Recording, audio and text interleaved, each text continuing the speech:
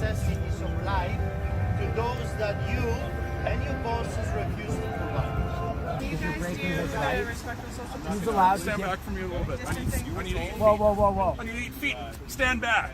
Okay? Or what? Stand You're back. gonna threaten me and abuse me? Hey, guys, Do not do 6 that. feet. Tell him not 6 to feet touch away. me. 6 feet away for Back up everybody. now. That's for everybody. Canadians are rapidly losing their civil liberties. Over the course of this crisis, Justin Trudeau and leaders across the country are showing their true stripes, as most government leaders tend to do. Whether or not you elected them in good faith, whether or not you voted for them and were happy with them when they were elected, everything changes when a crisis appears. It gives leaders an opportunity to gain power that they never would have had the opportunity to get through democratic means. Now, leaders are directing police officers, and sometimes police officers are even acting without direction from political leadership to arrest or fine people who they deem are breaking the rather haphazardly made laws. Sometimes it's not even laws. Sometimes it is just mentions in a press conference, as Justin Trudeau does every morning. He might say something and police act on it when maybe they shouldn't. Now, across the country, from Vancouver to Calgary, Edmonton, Montreal, and Toronto, we are seeing cases pop up where people are getting fined for going about their day-to-day lives in very normal ways. They're not risking anyone's health or safety. They're simply doing what they need to do, from walking their dogs to getting regular exercise. In the case today, it was a man in Calgary who was actually feeding the homeless when he was given a ticket. You cannot make this up. Artur Pilarski received a ticket of over $1,000 for feeding the homeless. Again, you cannot make this up. This is not event. This is not your picnic in a neighborhood for the fun of it. We are providing necessities of life to those that you and your bosses refuse to provide. You got all kinds of events happening right now, and yet the Calgary's finest are not bothering them. This is the hypocrisy of this city. This is the hypocrisy of our wonderful, fearless leaders. Where is Naheed Nenshi, the mayor of this city? You guys breaking do his rights. respectful social He's distance. allowed to Stand get... back from me a little bit. I need 8 feet. Whoa. I need 8 feet. Stand back. Okay? Or what? You're Stand gonna back. threaten me and abuse me? Hey, guys, Do not do 6 that. feet. Tell him not 6 to feet touch away. me. 6 feet away for Back up everybody. now. That's for everybody. The police surrounded Artur while he was in downtown Calgary giving food to people in need. They gave him this ticket, and we are going to help him fight it. We put out a call at fightthefines.com. We're saying we'll give legal help to anyone who needs it, who was acting in good faith, going outside and doing what they need to do to continue on with their lives. They weren't being overly aggressive or hurting anyone or risking anyone's health or safety. They were just doing what needed to be done. And in the case of feeding the homeless outside, as Artur was, you can see in this video here, he was simply feeding the homeless outside. There's no safer way to do it. In fact, he was speaking with me earlier when he mentioned that it is much healthier to feed them outside because the alternative is taking them to a shelter where it's packed, they're indoors, and it's much easier to spread COVID-19. Now, I was able to speak with Artur personally. After viewing the video of his arrest, I was stunned. I spoke with him, and I had a brief interview with him on Skype. Check this out. First of all, for the past 21 years, I'm feeding the homeless, mentally ill, people that are living under the bridges and bushes in the city of Calgary, and I started over 30 ministries like this.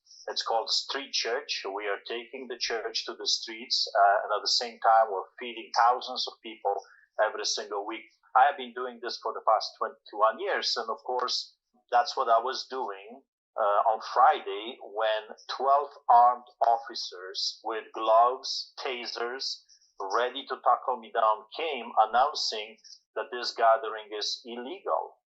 I was absolutely shocked because in a time of crisis, we believe that the church should be out there, should be feeding the poor and helping the community.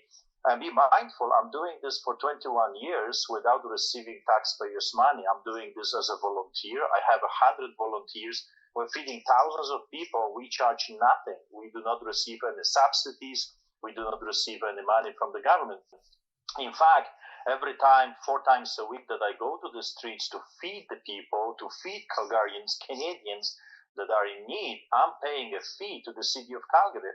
So when I go over there, I'm required to pay a fee to feed their people. I mean, it's insane. The Friday that they showed up, they announced that this gathering is illegal, that I am not essential services. Can you imagine feeding the poor, mentally ill, people that are not allowed, that are barred from shelters is not essential services, but EB games is, liquor stores are, marijuana shops are, Walmart is essential services, but feeding poor, suddenly it's not.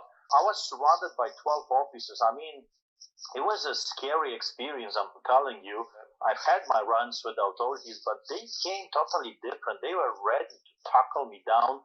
I was there with my wife. I really thought I'm going to be arrested. And $1,200 ticket was given to me. And I was told, I was threatened that if I ever show up again, more is coming, up to $1 million. Can you imagine? And I said, why not trillion of dollars? Like, I don't have $1 million. What are you going to do with the citizens? We can't pay amounts like this. It's unbelievable. Now, we have retained a lawyer for Artur. We're going to be fighting this at the Calgary courts, and hopefully it is going to get thrown out. Spoke with a lawyer earlier this morning. Here's that. Yeah, so with Artur, he had, or he does regularly hand out food to the homeless. He works with the city of Calgary. He gets permits in place for that. And in this case, the law is moving so quickly and kind of haphazardly that I don't even think the police really necessarily understand what is happening with the law and how it's evolving with this pandemic. And they haven't, at least from my understanding, we haven't received any disclosure yet, but they haven't uniformly applied the protections under the Public Health Act. And so when we have certain principles of law, and one of those principles of law enshrined in our Alberta Bill of Rights, enshrined in our charter, is the equal application of the law. And the police, I don't think, have done that in this case. They have specifically, it seems, targeted Mr. Pawlowski and his church organization. The problem is many Canadians don't know what rights they had until they're gone. Maybe this will be you tomorrow. Maybe it will be your grandmother who is taking her dog out for a walk. Maybe it's going to be your son who is working in a charity and needs to feed the homeless like Artur. We don't know what is going to happen if we allow our liberties to fade away. If you know someone who this has happened to, tell them to go to fightthefines.com and sign up. We'll reach out to them and get their story. If you want to contribute to what we're doing here, we're a journalist organization, first and foremost, but right now we're kind of acting like a civil liberties organization because it doesn't seem like anyone is really standing up for these people who are just going about their lives in good faith, helping the homeless or getting exercise in or taking their dogs out for a walk. We want to help them, but we need your help to do that. If you go to fightthefines.com, you can pitch in a few bucks to help us continue with our legal crusade against authoritarian police officers and political leaders. Thanks for tuning in. For Rebel News, I'm Cian Bexte.